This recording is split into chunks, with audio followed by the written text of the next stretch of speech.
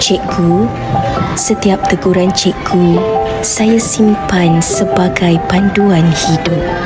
Kadang-kadang saya tersalah langkah, namun cikgu tetap sabar membimbing tanpa jemu.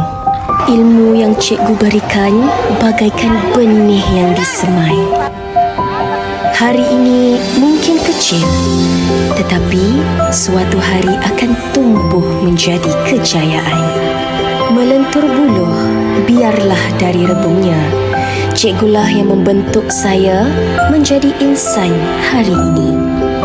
Jasa cikgu ibarat lilin yang membakar diri, menerangi jalan saya yang pernah gelap. Terima kasih cikgu atas segala ilmu, kesabaran dan pengorbanan yang tidak ternilai. Selamat Hari Guru. Jasa cikgu akan saya kenang sepanjang hayat.